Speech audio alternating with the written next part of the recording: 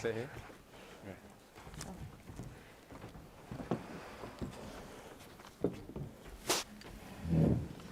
Welcome. Is this on? Yeah. Welcome, everyone. So excited to be here. Such a cozy, wonderful space. Thank you to Light Book House for having us. I'm super honored to be on stage with these three super inspiring, wonderful people, and to talk about futures and futures worth fighting for, which I think is something that, I guess a lot of us are dedicated to, and hoping to dismantle a lot of the structures that currently create a lot of the injustices that many of us are facing and that the world is battling with, and hoping to change that and to change that collectively. And so I'm super excited to have three wonderful people next to me who are all doing this in their own lives and building community with us here today together. So I'm going to ask them to introduce themselves. Jen, would you like to start to introduce yourself? Sure. So can you all hear me? Do I need to move? Okay. So OCO, hello. I'm Jen Derenwater. I am a citizen of the Cherokee Nation of Oklahoma, which is a tribal nation in the so-called United States. I say so-called because the United States is not the name of our lands. So I am a journalist, and I am the founding executive director of Crushing Colonialism, which is an indigenous media organization. So I do obviously a lot of media work. I'm a writer, I do some photography, and I am also multiply disabled, and I'm bisexual and two-spirit. So a lot of the work that I do is really centered around intersectionality and trying to tell the complete stories of communities and what that looks like for us, and going beyond just the easy little sound bites that we so often hear, even in independent media.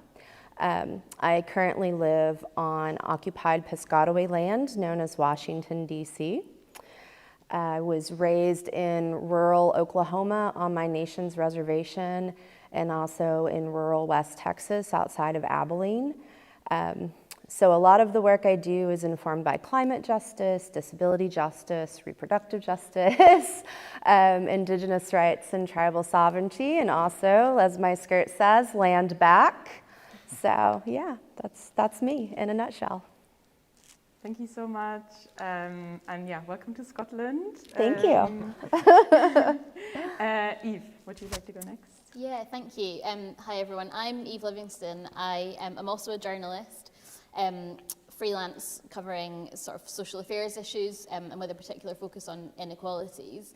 And the reason I'm here tonight is because I've recently published a book called Make Bosses Pay, which is about unions and workplace organising, which I think to some people might seem like kind of a sort of niche topic, or a sort of very specific kind of book. But for me, I think all the work that I've done around sort of inequalities and trying to tackle them and build futures worth fighting for, has led me to believe that the only way to do that is to act collectively, as you said in the introduction.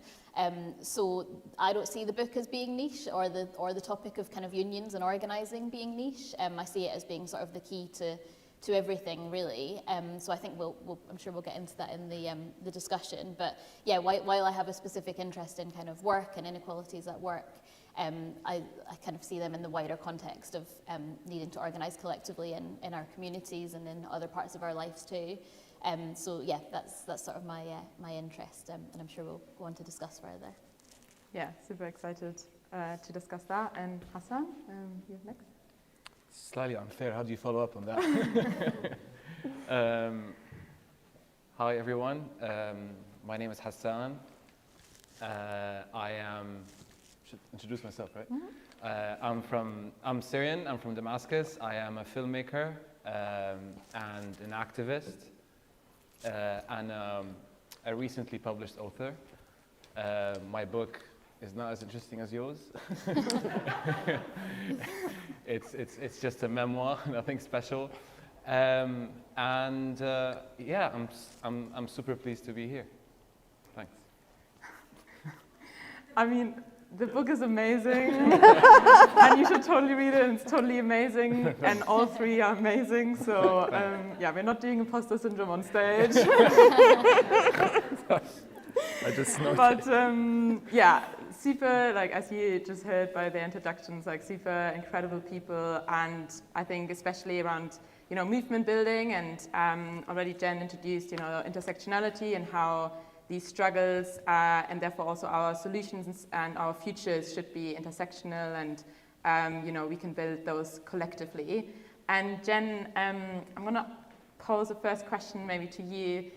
You already spoke a little bit about storytelling and your your work around this. Yeah, what does like the importance of storytelling mean to you to kind of like reclaim the past, the present, and shape futures? Well, storytelling is an indigenous traditional value. Our people were more oral storytellers rather than, you know, physical writers. But my people, the Cherokee, we actually have the first syllabary, native syllabary within, you know, Turtle Island, which is our sort of English word for what we call North America, or rather what is known as North America. We also have the first newspaper that was put out. It's called the Cherokee Phoenix. It has not ran continually during the years of the Trail of Tears, which is the removals that we were forced on. Obviously, we were not able to continue to publish, but the Cherokee Phoenix still runs to this day. It runs partially in English, partially in our own language, which is really wonderful because language revitalization is incredibly important for anyone who has been colonized. And so storytelling for me, it's just sort of a way of connecting to the ancestors in the traditional ways, but it's also about uplifting the voices of people who are minoritized and who are so often forgotten, like Indigenous people, like queer people, and specifically like trans and two-spirit, non-binary people, disabled people. You know, it's trying to give us that platform because we are out here being hurt, we're being oppressed, we're being killed, and our voices are not being heard. And when the news does cover it, it's always in a bad way. It's either in some sort of like trauma porn or poverty porn, or it's, you know, blaming us or like kind of painting us as savages or criminals or such. And so I think it's really important that, you know, communities have the ability to tell their own stories. You know, we are the experts on our lives. You know, regardless of what that issue is, whether it's a pipeline that's literally going through your backyard or it's police brutality in your neighborhood, in your community, no one is better equipped to tell those stories than you in your own communities. And so for me, media and storytelling is the way to do that. It's to bridge that gap, it's to bring awareness. By no means do I think awareness will ever be enough. I don't think that storytelling will ever be enough to get justice, to get what we deserve, but I think that it is an important part of that. You know, sorry, not to go on too much of a tangent, but actually this time 5 years ago, I was at the Standing Rock Sioux Reservation in North Dakota at the Ocheti-Shakoi camp covering the Dakota Access Pipeline fight, and you could see such a stark difference in the way Native and Indigenous people covered it versus non-Native media. I mean, it was vastly different in the way that things were talked about.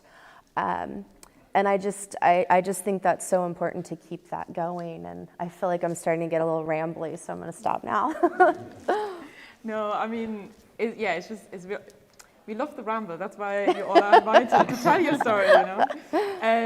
Yeah, Hassan, you've also talked, well, your memoir in, you know, reclaiming story and telling your own story. And yeah, would you like to share something around what, like this, like writing of memoir actually like means and yes, reclaiming that. Great. Yeah. So I also think that stories are very important because we used to communicate in stories back in the day. I mean, a long time ago. Personally, I was in a situation. I mean, I was born in Saudi, and then I spent 20 years of my life in Syria. So I lived in totalitarian countries where sharing stories, especially if they're political, would land you in prison. And I was an English teacher, so I used to tell stories for a living. But then when the uprising started in my home country, when the peaceful uprising started in Syria, I took to the streets to protest against the dictatorship, and using my skills in filming to document what's happening in my country for the world to see. So I was telling the story of people protesting in Damascus through moving images. Well, unfortunately, that didn't go really well for me because I was arrested by the secret police and tortured twice, and as a result, I had to leave and come here. Now, I came here. I mean, by here, I mean the UK. And I noticed that people really hate, I mean, not people, but politicians are not very quite keen on migrants and refugees coming. What I also noticed is that our voices were missing in that conversation. So I wanted to be part of that chat because it's very personal to me. And as a way of putting a face on a crisis, one of many faces, I wanted to share my story, which was very empowering, and it helped me.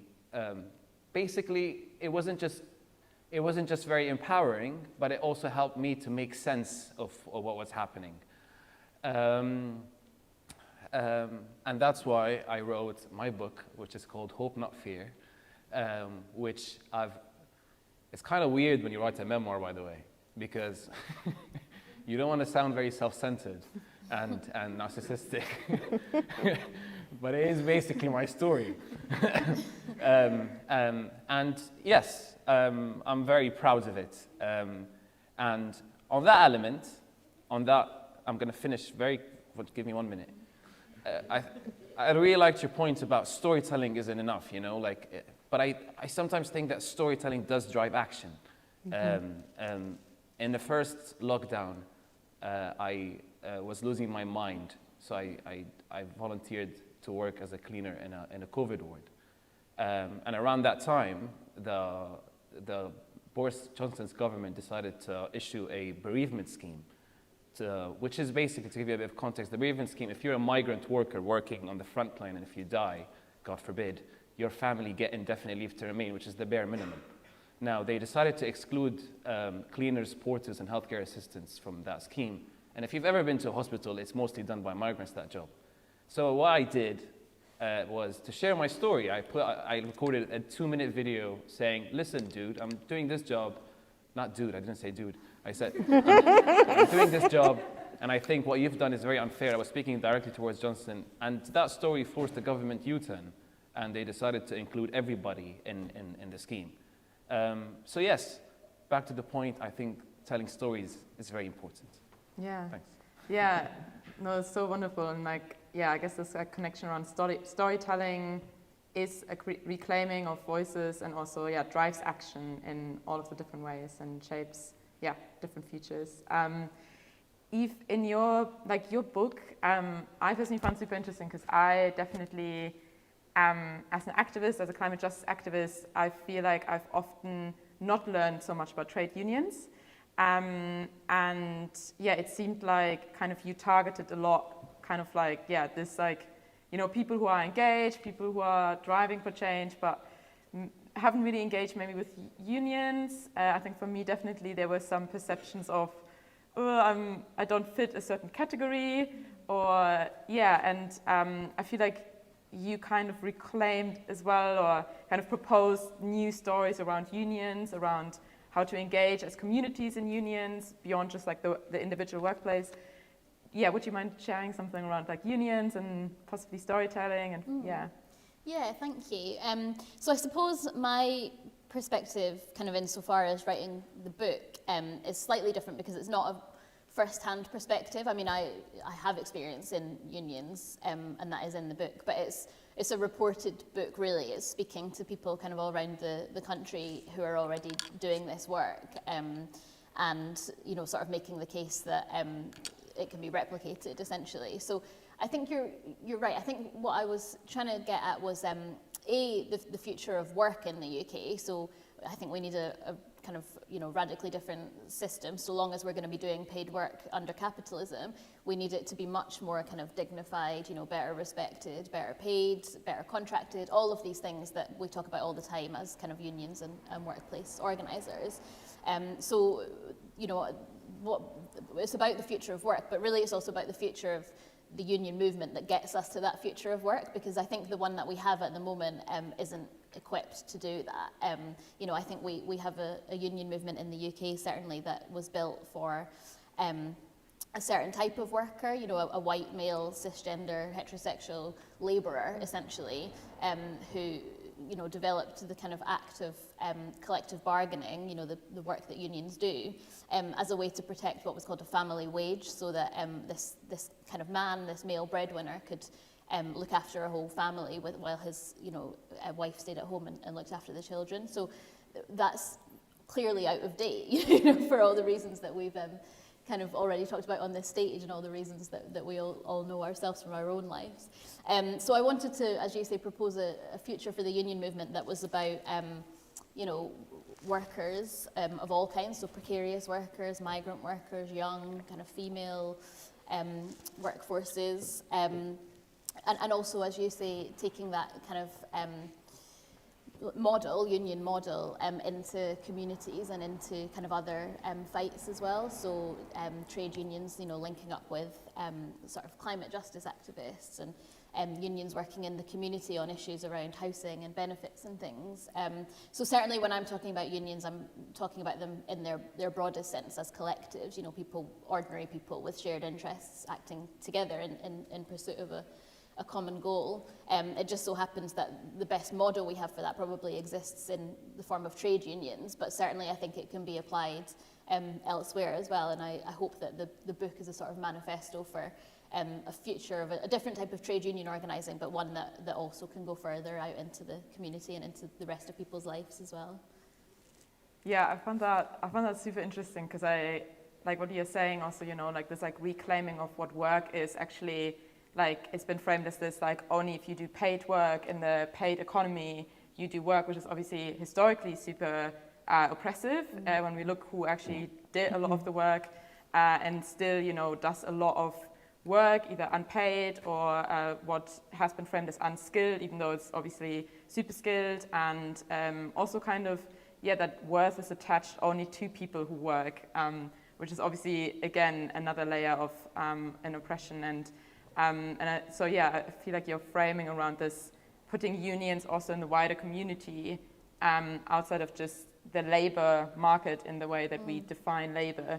I find really interesting in like movement building, and in the way that we like are dedicated also in reshaping, right, like a new economy, or the way that we even care for each other, and probably make those movements a lot more accessible, hopefully. Have you found any already like places or communities working on this, or do you have any ideas on how we can build that more also within our communities here? I mean, yes, there are loads of examples, and what I tried to do in the book was to use, you know, although the book is calling for something different, I don't use any sort of negative case studies. You know, I don't spend precious words in the book sort of slamming particular things that unions have done that I don't necessarily agree with. Rather, I wanted to highlight very positive examples of where the kind of thing I'm calling for is already happening, to make it sort of tangible for people to see. So, you know, there are loads of examples that spring to mind, but some of the things that you're talking about around kind of challenging that traditional definition of you know, capitalist work. You know, there are great moves to organise foster carers, for instance, in Scotland, which is the kind of first time we've seen that happen within traditional union structures, and I think that's really exciting in terms of opening up a conversation about, as you say, care and you know, the work of care that's so often kind of unpaid and falls on you know, women and other kind of marginalised workers and citizens. But the thing about sort of movement building more widely, the example that I use in the book is Acorn Community Union, who probably many people here will be familiar with already, who do great work using a union model in the community. So they started off kind of in Bristol in England working on housing issues. So, you know, people with bad landlords and kind of, you know, mold in their houses and people who won't make repairs and all that kind of thing.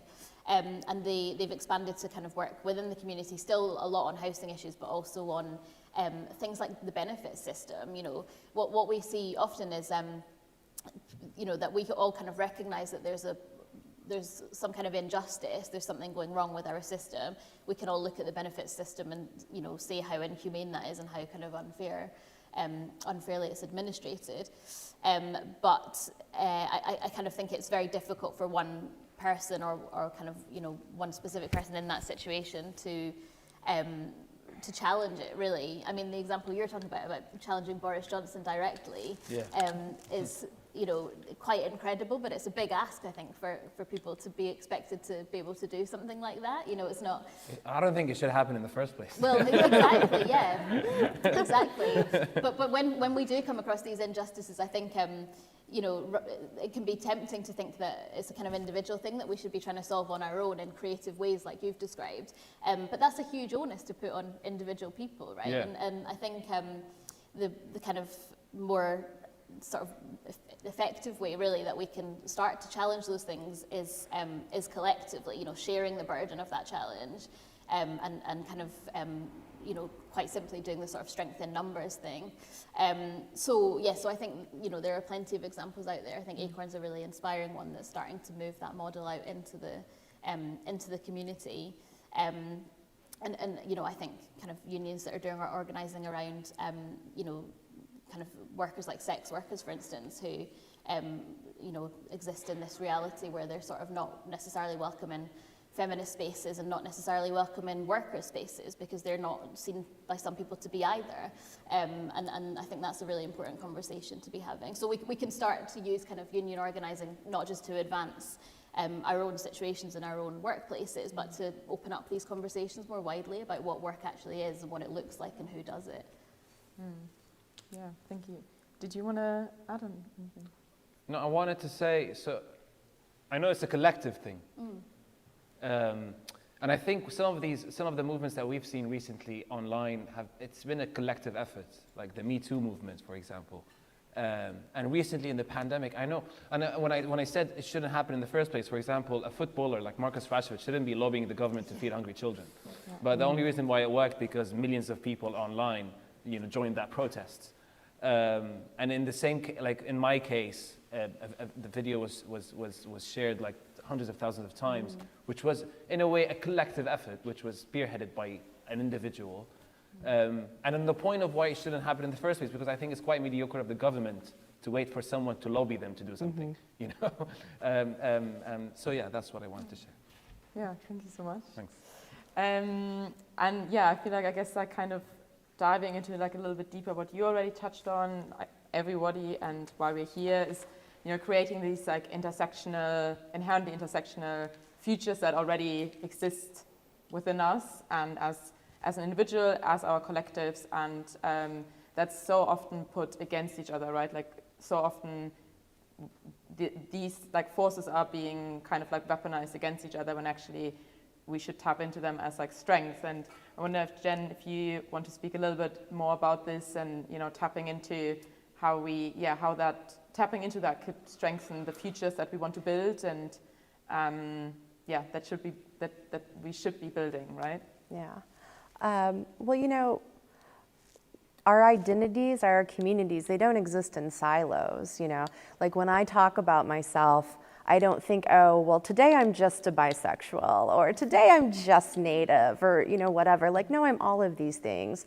And our structures, colonialism, imperialism, all of these things are bearing down on all of our shoulders, all of us in this room and beyond, in a variety of ways, you know. So, like, for example, when I think about, you know, the climate work, you know, as Indigenous women and people, we know that, these pipelines, these infrastructure projects, they bring primarily non-native men from outside of the community to our lands and set up what is called man camps, which is just sort of makeshift housing for the workers. And anywhere these man camps exist, our women and our children and our two-spirits go murdered and missing at incredibly high rates. So for me, that's a big part of what brought me into the climate movement was that, and then I think about as a disabled person, Indigenous people, we have some of the highest rates globally of disabilities and chronic illnesses. And a lot of that is a result of colonialism, which is also a part of things like mining and big agriculture and all of that, So for me, like just looking at this, I don't see how we could ever separate out all of these issues. And you can't say one issue is more important than another when they're all bearing down on us in so many ways. And so I think that's why it's so important that we are coming together, we're having these conversations, and that when we come together to do community organizing, that we have a wide variety of people at the table and that everyone's voice is being heard, but in particular that we're giving more voice and more space to those who are the most oppressed. And I say that, kind of delicately because I don't believe we should be playing oppression Olympics, but also the people in our own movements that seem to have the most voice and the most say are usually the most privileged in our communities, and that has to stop. And I think also, when I talk, for example, with like my disability justice community members, we talk about all the ways that disabled people are kept out of movement space and how one of the reasons we should be there's so many reasons, but we have to exist in a world made by and for the abled. Like, we are very creative people. We have come up with all kinds of little hacks and ideas and ways to exist in a world not for us. In fact, not only not for us, but is made more to institutionalize and kill us.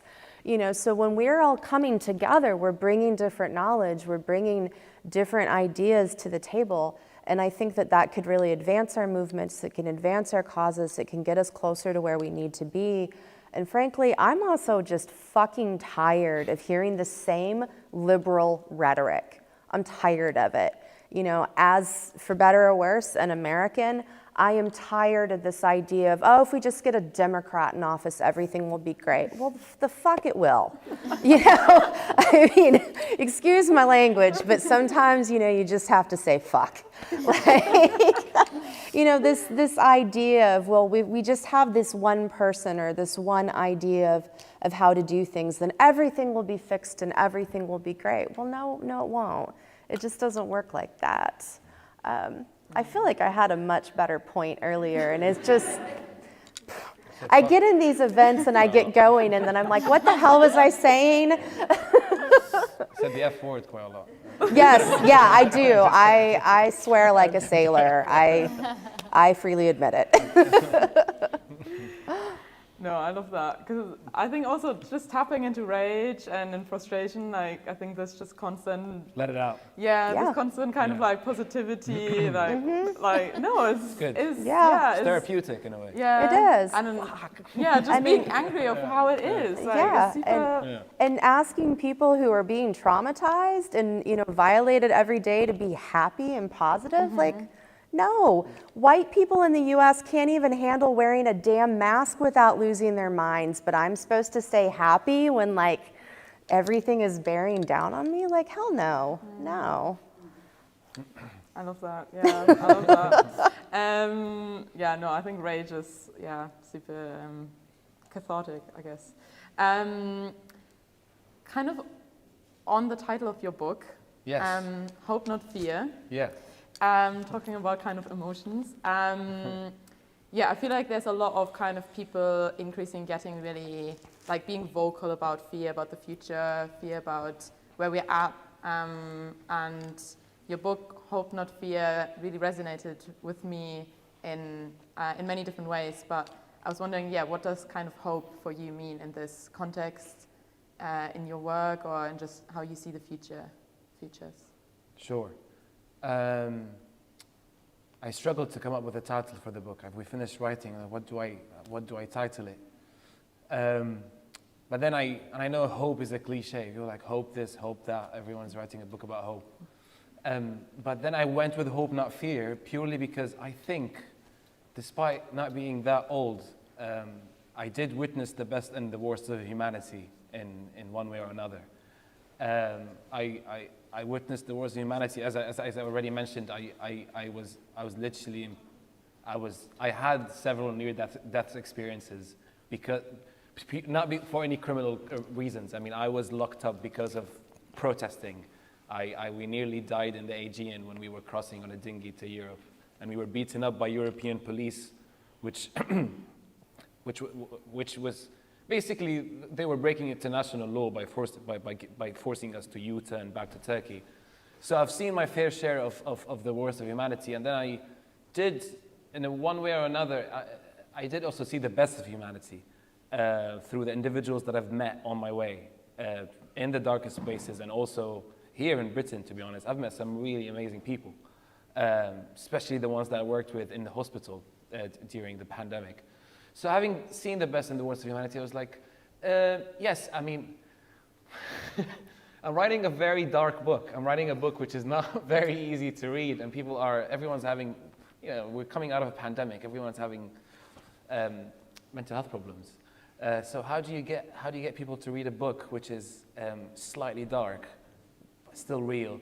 Well, then I wanted to flesh out the thread of hope. And it was very important to me, especially given what I've done in the past 5 years, all of my activism, all the documentary films that I worked on, all the photos that I've taken. I won a BAFTA for a documentary that I made. I recently made a documentary for Netflix. Some of my photos were selected by the National Portrait Gallery. So I've done some amazing things, and I wanted to talk about that journey, basically. What got me here? How did I get here? And then all of the activism that I've done is basically, that is hope for a better future. We're talking about a better future. So I talk about passive hope and active hope. So passive hope is when I sit on my couch and I'm like, oh, I hope I can make some money tomorrow. But anyway, I think when hope is linked with action, when we do something, when we get angry, when we protest, when we swear, when we call out the government, when we do all of that, I think we can slightly make this world a better place to live. And that is why I have decided to call the book Hope Not Fear, which is actually here, if you ever find it. And you get a chance to get it signed. Yeah, I can sign it for you, and also I can make a bit more money when you get it. I'm joking, no, but it's here. And just one last note. Basically, I think compassion. I mean, vulnerability is a gateway to compassion. I understand trauma porn, and I understand poverty porn. I know that is horrible. So that's why when I decided to tell my story, because I've been in situations where people came and interviewed me and they wanted just to get the torture details. It was like, tell us how you got tortured. I'm like, it's none of your business. Like, I don't want to share these details. But when I had full ownership and I had agency over how I would tell my story, it was very empowering. Like this is how much I want to share. And this is what I'm comfortable with sharing. And in one way or another, I think it does work. I mean, I wanted people to walk on my footsteps. I wanted people to know what it's like to be uprooted and forced to live in exile. And I haven't seen my family since 2012. We haven't been together since. I know it's so yes. I started talking shit, but that's why I write the book. Yeah, I feel like that is a wonderful place to start the Q&A and to get your questions to these three wonderful people. And I know I'm already super inspired just hearing how all of them are so committed, in reclaiming and kind of dismantling how we've got here and being hopeful in an active, committed way to dismantle the present and commit to the futures. So I have a question to the audience before they ask. Go for it. Is that okay? Yeah, go Sorry for to it. interrupt you. No. It's a bit of a joke. but it's an honest question. Where do you think refugees in the UK go when they feel homesick? This is a question based on research. I asked 10 of my friends, and that was my research. but honestly, where do you think refugees go in the UK when they feel homesick? You want to try? What, Sainsbury's? No. Okay. What's that? Like restaurants, like the favorite? No, I mean, yeah, but no. Where they mostly like they feel homesick and they just want to like they just want to feel at home. Can I take a guess? Yeah. Even community centers? No. No? Oh. Okay, I'll answer. Cultural centers? No. Okay, You're just tell you're us. close though. They go to the British Museum because Oh, it's a good one, isn't it? yes. This is honestly, there are a lot of props in the British Museum that make you feel like you're at home. And I went the other day, and there was quite a lot of stuff from Syria. My grandma's auntie. No, sorry, that was yeah. But yes, they go to the British Museum. Okay, your questions. I'm not sure how we give the microphone though to anybody. I think we can hear them without mic. Yeah. Or I mean. Or Marie. Okay. Okay. Even better. Good for like the British Museum. That's a good I joke. am not going there. I was like, if I go in there, I'm gonna get arrested. It's gonna be an international incident.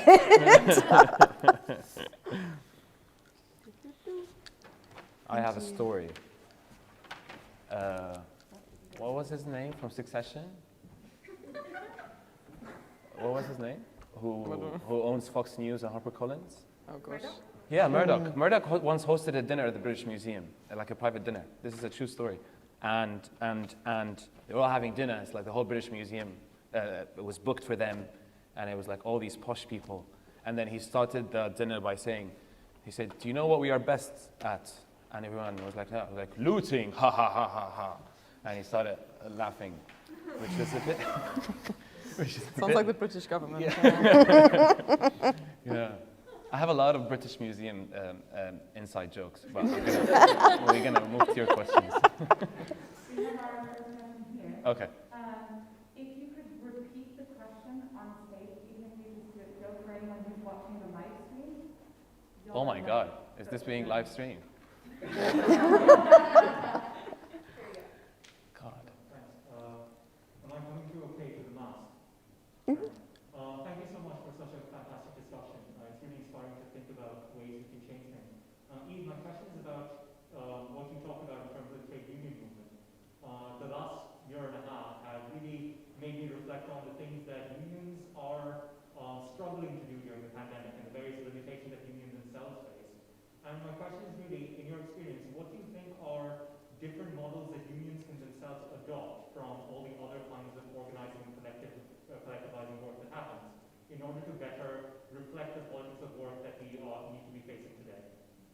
Do you want me to repeat that one? So, yes, so that was a question about the, I guess, this sort of situation that unions have found themselves in over the pandemic and whether it's kind of inspired like new models of organising that can better meet the sort of work that we do today. I suppose it sounds like a cop-out answer, right? But for me, the key to all of this, and I think it comes through in what we've all been talking about on the stage today, is like listening to people, right? Listening to workers. For many people, that you would assume that is kind of the central work that unions do. Certainly should be. But I think many corners of the union movement have got themselves into a situation where you have kind of union leaders who think that they know how it goes, right? They think that they know best about how to organise, what messages to be saying, what tactics to be using, and they don't necessarily know because they're, without getting into the kind of weeds of like trade union democracy, as soon as you become an elected representative for a union and take on a role as a leader within a union, your position changes, right? You're not a worker anymore. You're not on the shop floor. I mean, you're a worker in the sense that you're doing that job for the union, but you're not on the shop floor that you were on before. You're not the kind of lay member that you were. So for me, you know, there's potentially loads of things that unions could be doing differently. I don't think I'm the right person to say what they should be. I think for me, the key to it all is unions kind of you know, reorganizing themselves around a principle that they should be listening from the grassroots up rather than from the top down, which is what a lot of them do at the moment. And I can point to examples of bits of the union movement where that is happening. I think there are some new kind of grassroots unions that have come up in the last decade, specifically with the intention of organising, you know, for instance, migrant workforces. So unions like United Voices of the World and the Independent Workers of Great Britain, who are smaller, they're kind of more agile. They've, you know, as I say, just come up in the last sort of 10 years, and they exist specifically for that purpose. So they've been really successful in these workforces where unions traditionally haven't had any kind of recognition or relationship to the workers, because they've, you know, the impetus has come from those workers themselves. That union was started by migrant workers themselves who felt like they weren't represented by the existing union movement, so they needed to build something that worked for them. And so that for me is the key to it all. You have to be listening to what's actually happening and responding to that need, rather than assuming that you know, someone who's quite frankly been elected potentially 10 years ago into quite a well-paid job in an office in London is still going to have that insight into what people are facing kind of on the ground. So yeah, so I think that's for me kind of the root of all that, I think.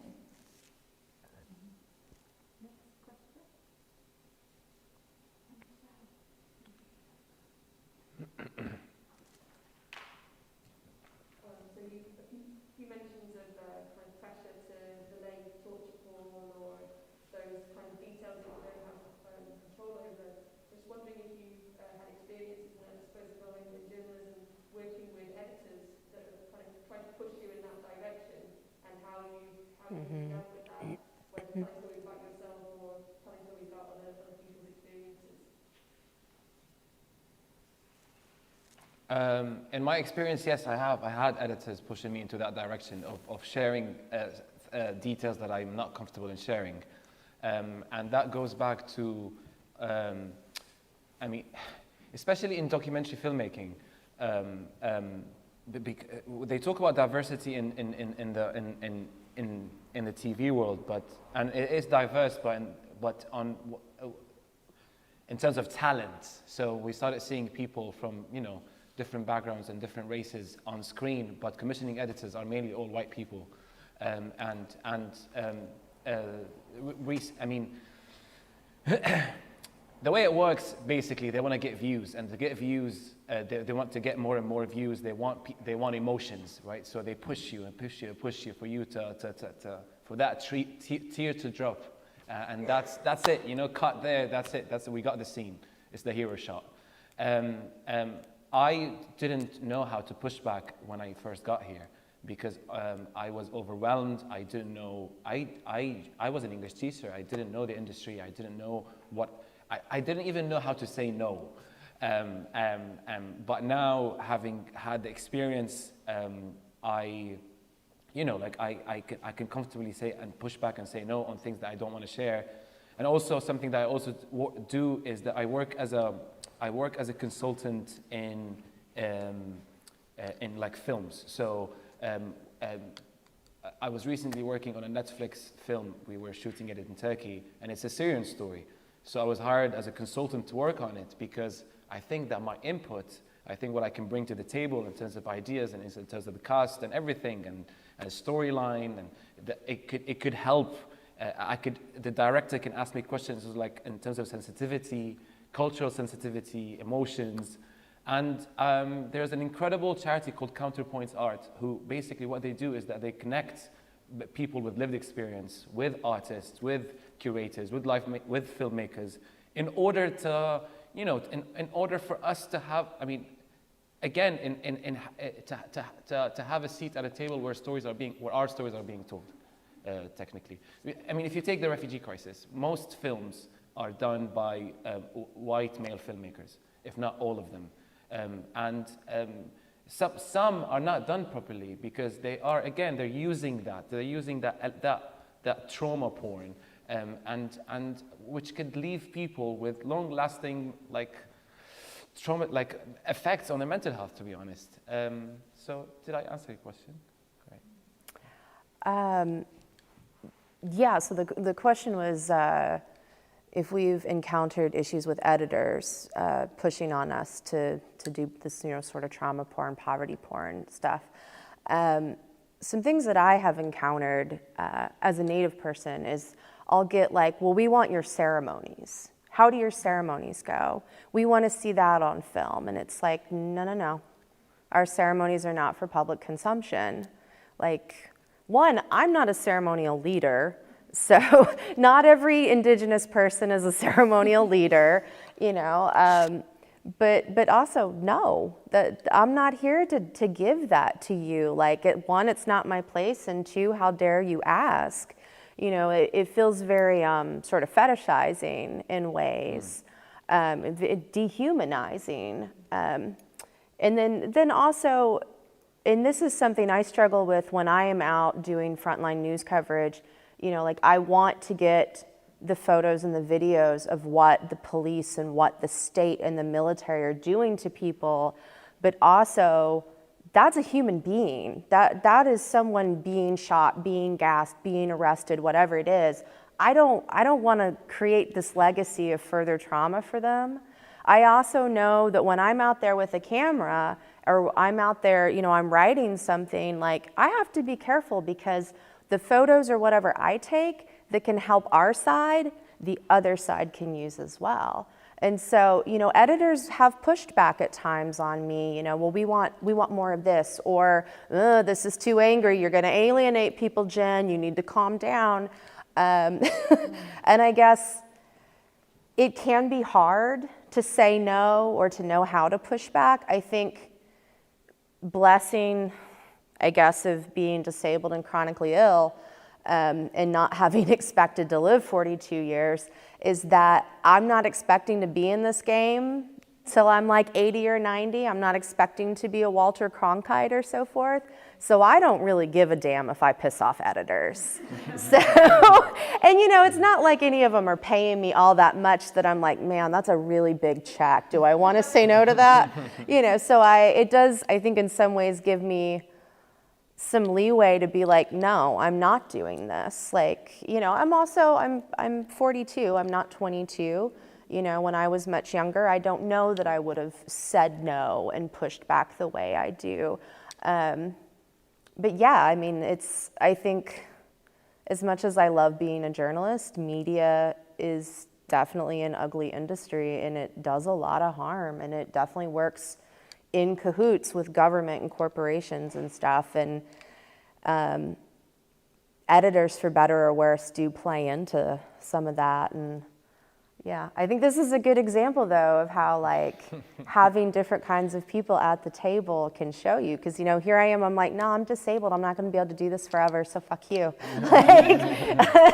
I'm happy to sit down and tell you how to creatively tell an editor no.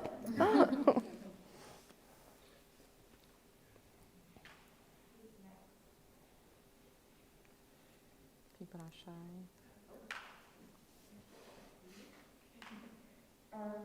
Once again, thank you everyone for speaking to us today. It's been really interesting. My question is just towards Steve. I'm just, more thinking about the changes to the way we work now. In the gig economy and working from home, for example. We're now working with individuals and not able to have those conversations in traditional workplaces. So moving forward, how do you sort of see unions working effectively while doing just to that? Yes, so the question there was about kind of the way that we work has changed in terms of the gig economy, and I think you also mentioned working from home, right? And so being very kind of atomized from each other and separate, and how do we sort of organise for those workplaces? And I think that is a central question actually for the union movement. I don't think every bit of the union movement has figured that quite out yet. you know, the one thing I think when I think of the sort of pandemic and the working from home experience, which obviously is not everyone's experience, it's the experience of a certain sort of segment of the labour market, and there were many other people whose work remained the same and in fact got, you know, much kind of harder and more precarious. But for those of us who were lucky enough to be kind of working from home, the thing that struck me was that was a demand that people have been making for a really long time, you know, in terms of sort of being able to remotely work, being able to work flexibly. Workers, and particularly marginalised workers, and particularly women and people with caring responsibilities, have been demanding that for a really long time, the ability to work that way. And it's been pushed back against by bosses who've said it's impossible. And then almost overnight, it had to become possible, because for everything to continue, they needed to, you know, let people work that way. And then what we saw was it getting kind of immediately co-opted to work for bosses. So we saw them introducing new forms of surveillance, for instance, to track people working from home, how much they were sitting at their computer and how long they were taking breaks for, and things like that. So I think there's a real challenge there for the union movement about, you know, the way that things that we kind of are calling for are eminently possible, but they can also be absolutely kind of wielded against us very quickly if we're not careful. So that was one of my kind of reflections from the shift to working from home. And when I think when it comes to kind of precarious workers and the gig economy, you know, certainly if you think of couriers, for instance, or I actually talk in the book about how we talk about the gig economy as if it's a kind of new category, and we sort of started talking that way when it started to affect like students and young men on bikes, you know, but actually the people who've been doing sort of precarious, insecure work for generations are like cleaners and carers and you know, workplaces like that, where again it's mostly marginalised workers that do those jobs, migrants and women and people with caring responsibilities. And they've been working kind of insecurely and precariously and in a very atomised way, where they're separate from each other and from their kind of bosses and from workplaces in a lot of situations. Because if you're a carer driving your car between each, you know, care appointment that you have, so you get 15 minutes in the door with someone and you're never going to a headquarters, you're just kind of at all these different sites, so you're not interacting with your colleagues and you're not necessarily meeting your bosses. But we have still seen those workforces being able to unionise. So, you know, courier workers, Deliveroo riders, for instance. There's really good examples in the States of couriers and delivery drivers. Couriers and like Uber drivers and taxi drivers doing things like using that technology, which keeps them apart and keeps them atomised and keeps them controlled. You know, the app kind of technology that employs them. Using that technology to resist, so doing things like all turning up at the same place at the same time and accepting calls so that the prices surge. You know, I think that's a really kind of interesting example of how we see that those kind of platforms being used to wield control from above by bosses, but we can also, if we think kind of creatively and differently about what union tactics are, we can also use them kind of in our own organising and for our own purposes. So it's certainly not impossible. There are, you know, creative things that we can be doing in those workforces, but it is a challenge for the union movement, and it's one that I don't think many parts of it have yet adapted to. I think we still talk about, you know, water cooler conversations and that kind of thing, which just, you know, doesn't apply to, I would say, the majority of the workforce now. So that's, yeah, I would like to see unions having that conversation kind of meaningfully. So I don't, unions and stuff is sort of out of my purview, but I did do an article about what it's like for women and non-binary rideshare drivers in the US after we had a Native woman who was driving for Lyft who was murdered by her passenger. And in the process of doing that research, I learned all about the rideshare drivers who were, you know, organizing and unionizing across the US and going on strike and stuff. So it's happening, people are doing it, and yeah. And I think we're gonna see more and more of it. I mean, I don't know how things are working over here, but in the US, we are moving so far into that contractor gig worker model, and our government services and unemployment, all those things are not set up for us. So I think we're gonna just see a lot more of that sort of organizing happening in the States, because it's just crucial to survival, you know. Someone online has asked, following up on that idea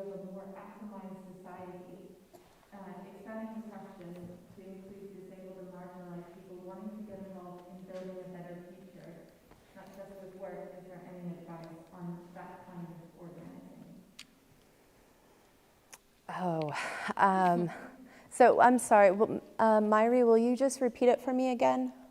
So I think what they're asking is in the way that with work we become more atomized. Mm-hmm. And so how do we organize when we're not all in the same place together? Gotcha. What lessons can we learn from other movements, or what lessons can we take away in this more atomized world for organizing more generally? Mm-hmm. Well, I can say with disability community, even during COVID, I mean, COVID it's hit our community very hard. I mean, I know it's hit so many of our communities, but those of us that are disabled and chronically ill, it's impacted in a multitude of ways. But we're still doing things, like we're doing more Zoom calls and meetings, we're organizing in this way, we're finding ways to push back on our local governments. Like, for example, I'll say, in Washington, D.C., we have a huge crisis with home health aides, like home care workers. We were in a crisis situation before COVID, and then COVID happened, and it just became so bad. And it's a system that is really set to put people like me in a nursing home or an institution rather than let us, live and work and all that. And, sure, we weren't able to all come together and go occupy a city councilor's office or a senator's office or something, but, we all found ways to push back, and we would clog their phone lines. We'd clog their inboxes, There's a lot of great work being done by deaf, disabled, and ill youth on social media. Right now, there's a huge campaign. United Airlines is responsible for killing a disabled woman. She sustained injuries after they broke her specialized motorized chair. And the disability community, we've been pushing on airlines for years. I mean, just trying to get over here myself, it was a fucking nightmare. And so social media has become a really big way for us to just push back. I know it's not the same as being in the room, but as disabled people, we can't always be in the room regardless. It's just not always possible. I see that organizing happening, whether it's, all right, we're all gonna just start calling, we're gonna make these people's lives miserable until they listen, or it's we're just gonna blast United Airlines and call them out for being the murdering scum that they are. There's a multitude of ways to get involved and to do organizing and to be in community. And I think the disability community does a really good job of showing all of those ways that we can, show up literally or metaphorically. If I can just say quickly, I think that question kind of points to something that I thought about a lot when I was working on the book, which is the difference between sort of activism and campaigning and organizing, right? Which is, I think organizing has become quite a sort of fashionable word that we use a lot more than we used to use kind of 5 or 10 years ago. Quite often we use it interchangeably with activism, and activism is very worthy and great and important. I'm certainly not saying that it's kind of, useless, but it's actually a different practice than organizing. And for me, organizing is about reaching out to those people that aren't kind of represented yet. Because if we take the example of organizing in the workplace, your union is kind of pretty much useless so long as you're just speaking to the same people all the time, right? So what I kind of call for in the book is this model of deep organizing, which is about going beyond your sort of kind of not speakers that always are speaking, the people with sort of cultural and political capital that are always at the top of movements, sadly, and going out to the people that aren't yet represented or aren't yet round the table. And that to me is the difference between organising and campaigning. And it means that you don't just have, a sort of leader of a campaign who's having to spread themselves really thin and run around the country, campaigning in each individual workplace and potentially winning, which would be great, but kind of burning themselves out in the process and not building any other kind of leaders or organisers of the future. And rather, I think it is that organising model that gets you to those new people and to the people that maybe haven't traditionally been able to access spaces that have been made inaccessible to them. So I think that's an important distinction when we're having these conversations, is that sort of difference, I think. Just one last burning question before I hand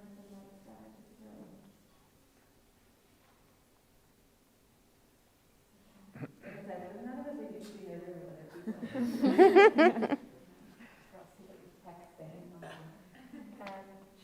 you have a final question. Thank you.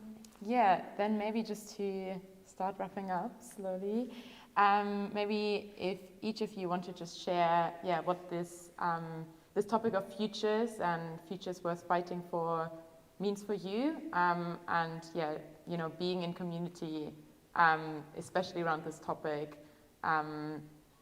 What does that mean for you? Jen, if you want to start, and then go.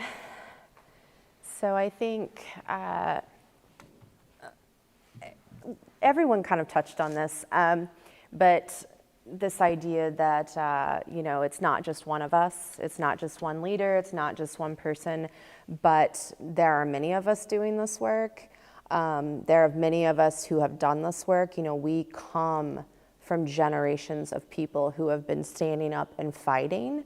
And just as when we all walk on, there will be more coming. And so I think that, when I think about the future, I think about the shoulders of the ancestors who I have come up on and what kind of legacy I am hoping that I leave behind. For me personally, though, I think also lately I've been thinking about, so we talk a lot with an Indigenous community about decolonization. And I've been thinking a lot about how that also applies to healing.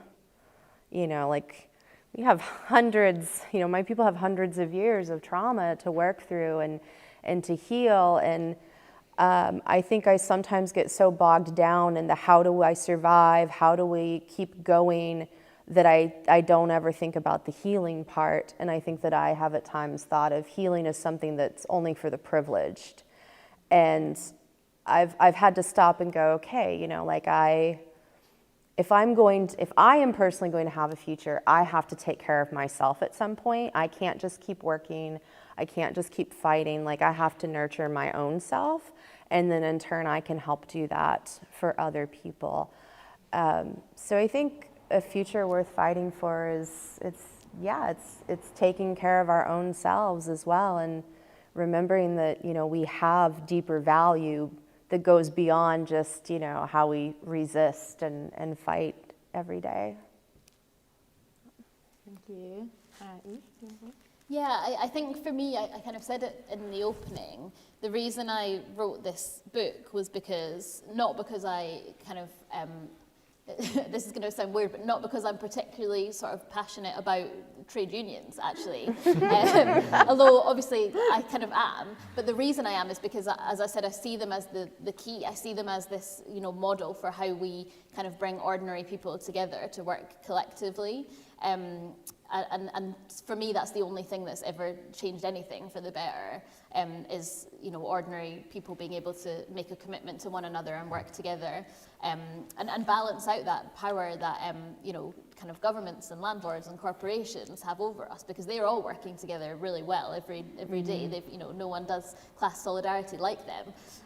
So for me, that's the key to it all, really, is that kind of ordinary people coming together is the only thing that's ever changed anything.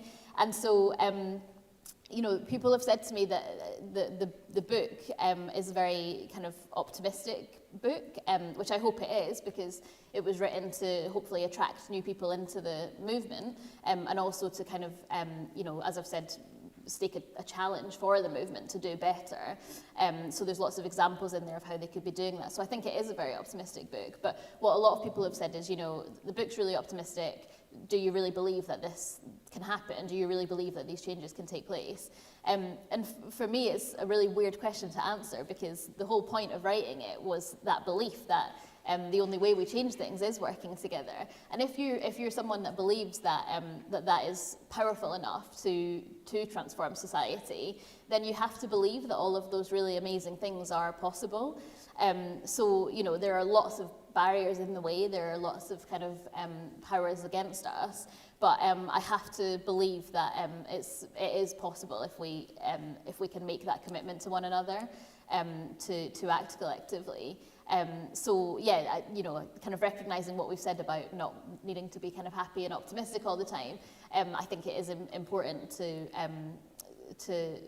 recognize that there's always possibility there, I think, but it has to be from making a commitment and from meaningfully caring for each other and working collectively in pursuit of that. Thank you. It's very unfair.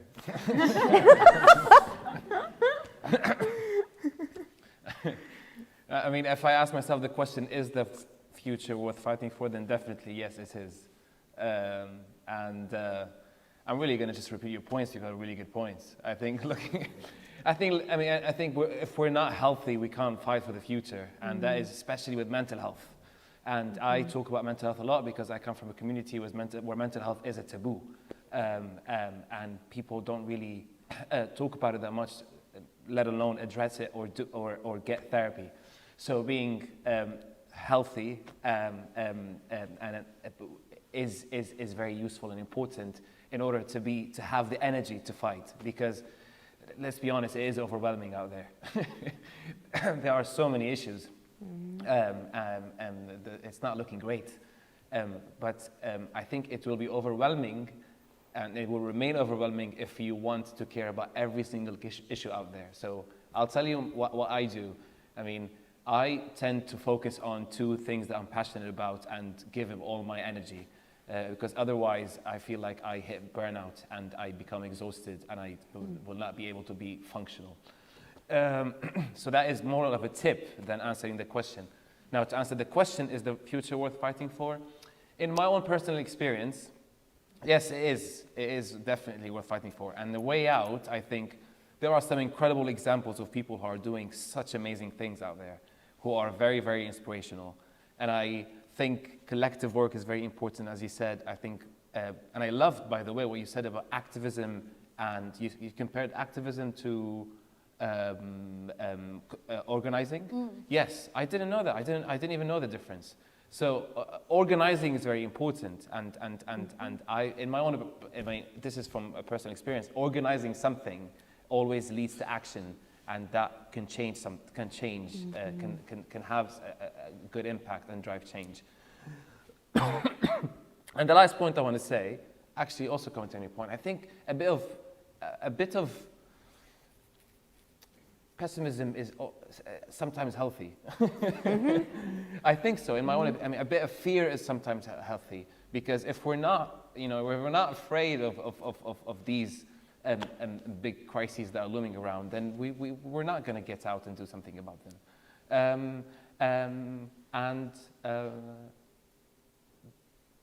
That's it, really. I ran out of things to say. Although I still have some stuff about the British Museum. Can't wait to hear them, actually. I'm sure I'm not the only one who feels super inspired. My heart is super full. I feel super honored to have shared this space with the 3 of you.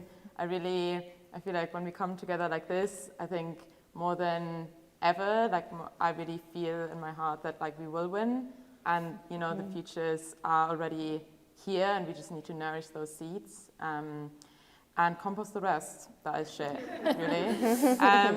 So yeah, I think we're ready to close.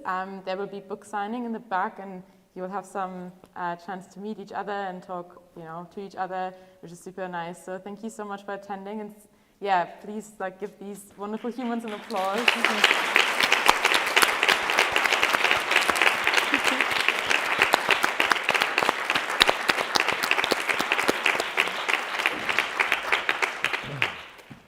I'll look at the curtain so you know where to go. Oh my gosh, amazing. I don't know how this works. We have books on the hill.